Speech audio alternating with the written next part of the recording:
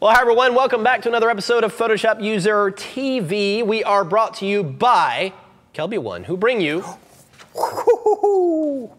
the maker. We're keeping our guy on his toes over there. Photoshop User magazine, there it is right there. This is the compositing issue. Beautiful cover, Corey. Well, thank you. Who did the cover? I did. Yes. I did a cover, of course, and we've got a lot of really cool articles, myself and Pete, and the rest of everybody else in there. I am Corey Barker, one of the Photoshop guys, and I'm joined today by Mr. Pete Collins. Howdy. In case you forgot his name. There it is right there on the screen. Welcome back, everyone. So we've got some cool tricks, all Photoshop, all kinds of fun today. So I'm going to dive right in, if you don't mind, while you peruse. No, I'm gonna read the magazine. While you read the magazine, I'm going to jump right in and take a look at animating with layer styles in Photoshop. So there's a lot of people that have are wanting to know about video and animation in Photoshop, and it's really becoming a pretty robust tool for that sort of thing. And here's just another trick that you can go about doing this. So let's just say I've got a scene like this, and I want to have it animated, like the camera's kind of panning along this, this field here.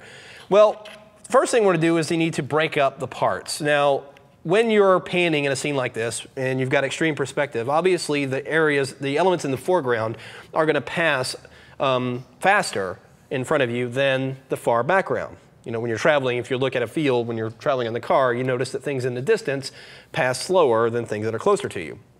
So that's the effect we're going to try and create here. So the first thing is I'm going to select just the sky right at the horizon line right here. And I'm just going to go ahead and put that on a new layer. I'm just going to press Command-J. And then we're going to go ahead and select the field right here. And I'm going to put that on actually, no, I'm not going to put that on a new layer, because what I want to do with that is define that as a pattern. So I'm going to go to Edit. Or actually, no, before we do that, let's do this. Go to Filter, go to Other, and we're going to do Offset. Because I want to slide this over and see what kind of tiling I'm going to be looking at. So notice this edge right here is going to be a little visible. So I'm going to go ahead and click OK, and we're just going to fix that with a little patchwork. So I'm just going to take my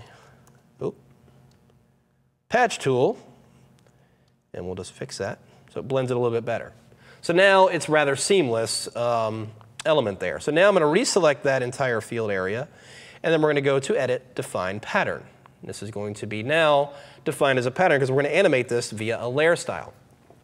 Now the sky background we're going to animate first. So I'm going to select that layer, and what I'm going to do is we're going to be panning it. So if I pan the element now, we're actually going to see the other background. So I'm going to just hold down the Option key and just scale this out horizontally just a little bit.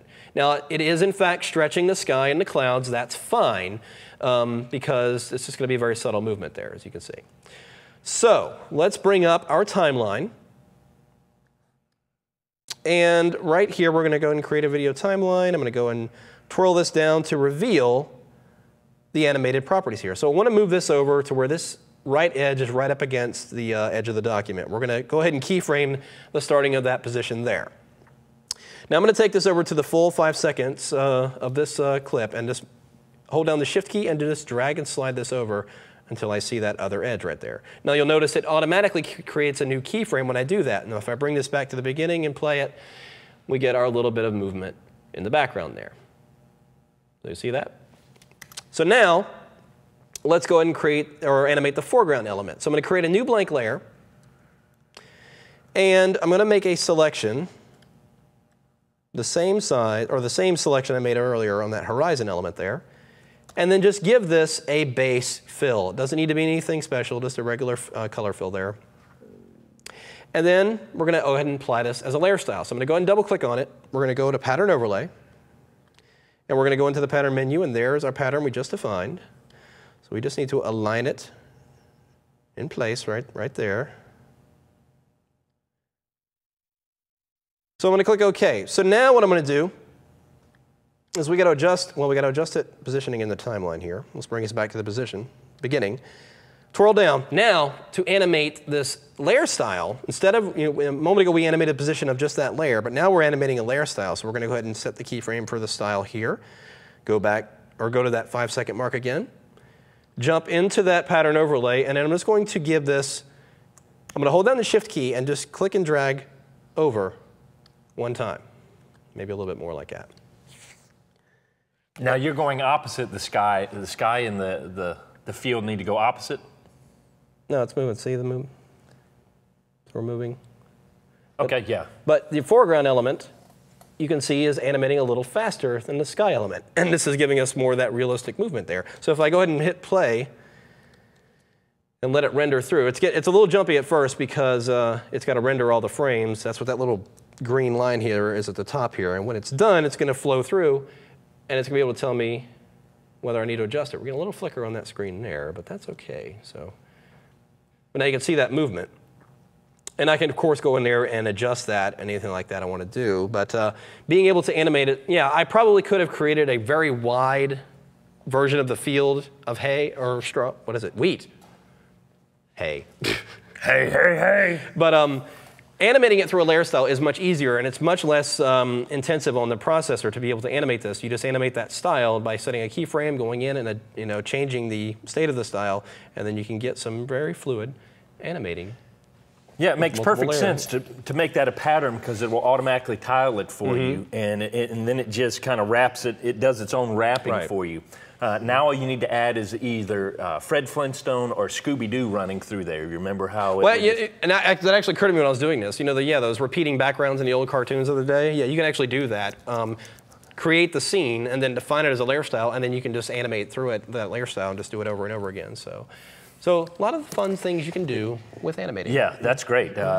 You definitely need to make sure that for the ease of it, that scene worked out great, that it had a nice straight horizon line. Yeah, something that tiles easy is going to be the best thing for you. Yeah, So hey, we've got a great tip from our buddy Glyn Dewis. He came in and did some great stuff with us, so he's going to talk about retouching sports physiques. So check it out right here. Hi folks, Glyn Dewis here. Listen, I'm just at Kelby 1. We just finished off recording 2 brand new classes, all to do with photographing and retouching muscular sports physique. So while I'm here, I just thought I'd dive in and just show you something that's quite relevant to that course. Now on the screen you can see this is a guy that I photographed back in the UK, so I thought I'd just show you maybe just a couple of things that I tend to do to physiques when I'm actually working through the retouching. What you can see here is the out of camera image, but what I'm actually going to do is a couple of things. So I'm going to first of all create a copy of him. Now you see what I want is for this guy here, or actually whoever I photograph, to come back to me, because it's me that makes them look really, really good. So the first thing I'm going to do is actually make them look as if they, kind of like how I saw them when I was photographing them. It's kind of like a golden rule when I'm doing my retouching. I'll do it to how it looked, or how they looked when I held the camera up to my eye and I could see them through it. Not to how they look when I see the picture on my computer. That might sound kind of weird, but it's when we see it on the computer, that's when we start to notice all the things that we didn't see when we had the camera to our eye. Now, the guy here that I photographed, he seemed really quite, you know, and a sort of empowering kind of figure in front of me when I was taking his picture. So I'm going to kind of get that back into the picture, because at the moment he looks a little bit narrow. So what I'm going to do is I've got a copy of it. We're going to go to Edit and Free Transform. And at the top here, when we do this, we have a few kind of like options. And we see the W and the H. The W is for width, the H is for the height. And in between that, we've got a little like chain icon. Now, if I click that down, you'll see that it kind of like goes darker. It means that the width and the height are now connected. So if I alter the width, it will also alter the height in the same amounts. We don't actually want that. So I'm going to make sure that it's turned off. And all I'm going to do is go back to the width here. And where it says 100%, I'm going to dive in there and change that to something like maybe 103%. And then put a little tick to commit that in. Now, when I do it, you might actually not see what's been done, but when we turn that layer on and off, you can see the before and the after, the before and the after. And for me, it actually looks as if the one before looks like he's been made smaller and the one after looks much more realistic. So I do that a lot. The only tip or extra tip I'll give you when we're doing this is if you're working on physiques of maybe women athletes, what have you, don't go to the 100 plus, so don't go to 103, go maybe down to like 97 or something like that. And also another little thing when you're doing it, never exceed more than like a 5% increase or a 5% decrease, because then you'll notice that the head starts to look a little bit kind of, well, just it kind of changes the shape of the head, doesn't look realistic. So that's one thing that I do. The other thing I do is when we go to liquify, let's just create a copy of it again. We'll go to liquify. Thankfully, we can use liquify as a smart filter, so we can go back and make changes if we've kind of gone a bit too far with it at a later date. But I'll just dive in, go to liquify. Now, it might be that when you use liquify, by default, you'll notice this is all you see. Now, if you see anywhere that says advanced mode, definitely put a little tick in there, get your money's worth, and you'll notice loads more options that will come in. Then we can come in and start making a few changes. Now, when we're working on physiques, it's all about proportions and being symmetrical. So what I will tend to do is come in and use something like the forward warp tool, which is the one right at the very top on the left-hand side, and we can come in and we can start pinching in parts of the body. So for example, if I want to bring in his waistline just a little bit, I'd bring the brush down just a little bit using my left bracket key, and then I'll start to push it in. But what you'll notice is I'm also affecting areas that I don't want to, like the finger. As I bring it in there, it's starting to affect the finger. So what we can do, because now we're in this advanced mode, is over here we have the thing called the freeze mask tool. And this is really handy because now we literally come in and we can paint over with this kind of like red overlay. And this is basically telling me what areas are now protected. So if I want to work on an area of the body, the other parts won't be kind of like manipulated as well. So now everything is protected apart from that one area of the waist. I can then go to my forward warp tool and then just push it in, and it won't affect the finger below. So everything's kept nice and sort of secure for us there. Once we've finished with it, we can then use the tool beneath that, which is called the Thaw mask tool, paint it all away, and then we can go on and work in other areas of the body. I also come in sometimes and use the bloat tool. This is great for making the arms look symmetrical, so we can put the center of it over the meaty part of the arm and just press down. In fact, we're going to go to, that's the pucker tool. We don't want to use that when we're using the male physiques. The bloat tool, put the center of it over the middle of the arm and press down maybe 3 or 4 times. Same with the other one, 1, 2, 3, 4. And I also do it on the chest as well. So let's go 1, 2, 3, 1, 2, 3. Now, over on the right-hand side, if you think you've gone too far, we've got the reconstruct slider. Click on that. This is almost like a visible kind of fading, but we can see now, when we go backwards and forwards, we can control how much we want of that liquefying to be visible. So we can, even if we go too far, we have the option within Liquify of backing it off a little bit with the revert reconstruction. Click OK, then go back into Photoshop and carry on doing some retouching. But that's just a quick tip. It's just one of the things, or a couple of things there that we cover in the new classes. That's all from me. Back to you guys in the studio. And that was, of course, Mr. Glyn Dewis, our friend from across the pond. Did you know he was working on my body when he did that? Really? Yeah. It's surprising. But we were so very happy to have Glyn here for Photoshop User. And of course, he did a new course for Kelby 1, so be on the lookout for that very, very soon. We are going to take a quick break. We'll be right back with more Photoshop User in just a minute. Hi everybody, Scott Kelby here. I'm very excited to announce Lightroom CC for digital photographers, also for Lightroom 6 users. Lightroom's evolved, the way I use Lightroom has evolved, and I want to pass that on to you guys. Any Lightroom book's going to have all the new features, so I've done a lot of work on reworking, rethinking, trying to make it the very best book it can be. Of course, there's lots of free presets you get with the book. You get my workflow from start to finish. Got a whole brand new chapter on Lightroom for your mobile devices. Packed it full of so much stuff, I can't wait for you guys to check it out. Find it wherever really cool Lightroom books are sold. All right, well, thank you so much for joining us here. We're back. It's Photoshop User TV, Corey and myself here, and we've got a great thing coming up in August, Photoshop World. Of course, yes. It's the big event. We look forward to it every year, of course. And we're going to be in Las Vegas again at the Mandalay Bay Convention Center on August 10th.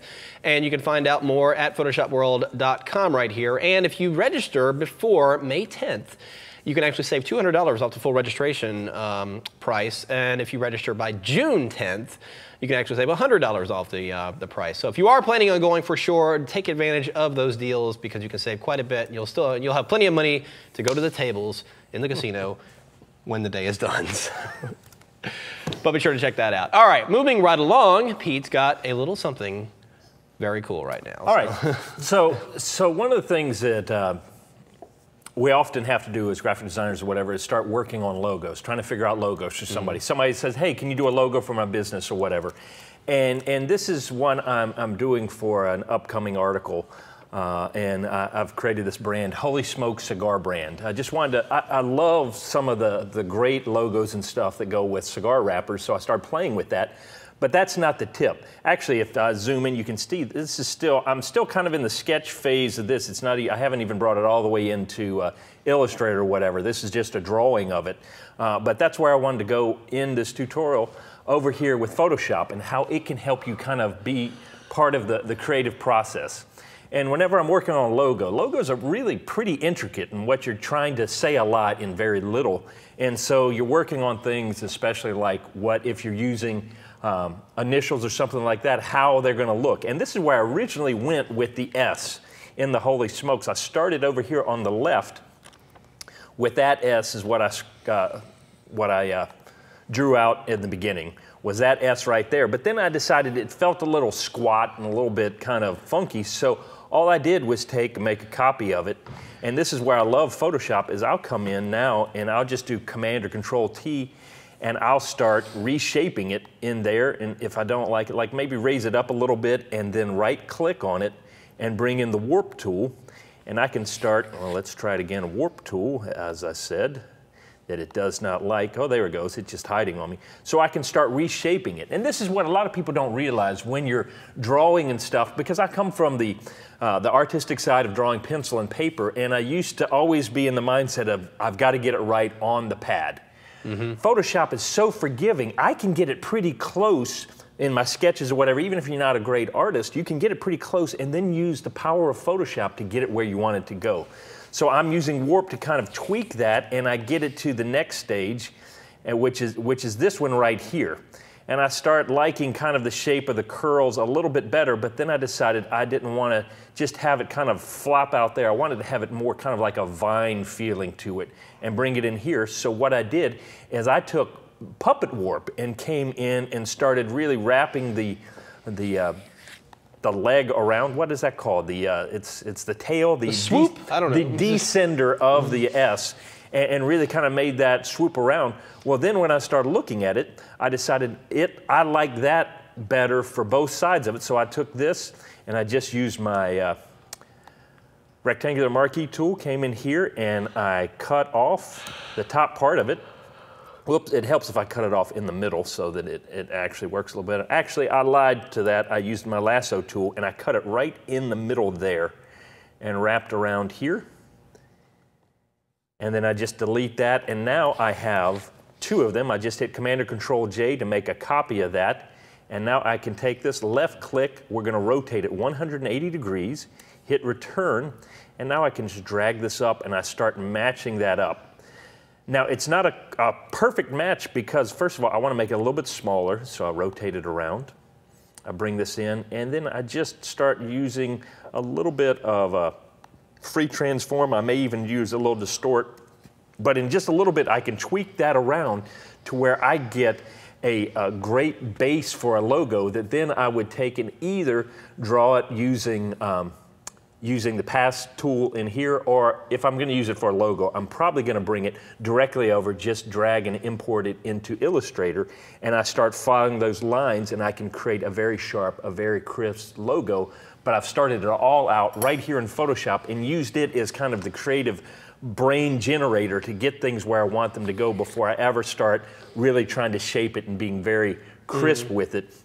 It goes from a very quick sketch to something that I go, this is my template where I want to go next very quickly, just using all the power of Photoshop. And so if you're going to work on logos, that may be a great way that you might want to start. Start with a sketch, bring it in, and just start playing with it in Photoshop. I totally agree. And I mean, like Pete, I actually come from a traditional art background myself. And when you marriage, you know, art skill with Photoshop, there's so many more possibilities what you can do. And like he says, you don't necessarily have to have a degree in art to take advantage of this feature. Again, you get imply the shape, and then you can manipulate it in Photoshop and actually treat it like almost like a photo image or something. Use liquefy, warp, distort, perspective, all these things. As a matter of fact, one of the biggest things when I'm drawing that I mess up all the time is perspective.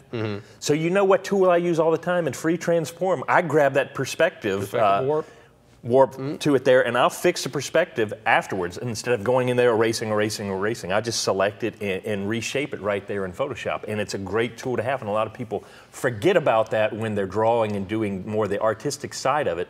Let Photoshop help you. When you have that forgiveness that Photoshop gives you, it encourages you to even venture further and see what you really can do. So very, very cool. All right, now moving right along, we got to wrap things up here, but we do have another Peach Pit ebook deal this week.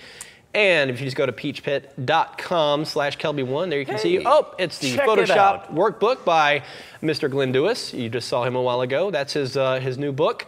just came out this past year. Fantastic book, and we're very proud of Glyn for getting that out there. So you can get that at a discount. Go to peachpit.com, of course, /Kelby1. Use the coupon code Kelby1, and you can save on that ebook right there. Very cool stuff. And what's great, since we talked about the compositing magazine, Glyn has 2 articles in here about creating composites, so it's all very timely. If you're into compositing, this is a great magazine, great book, great episode for you. Very nice. All right, lastly, we have yet another giveaway this week. Where is that? Yep, you got it. Oh, I got it right down here. I got it. I got it right here. Yep. Well, Corey, it's speaking of Illustrator, Adobe Illustrator Creative Cloud.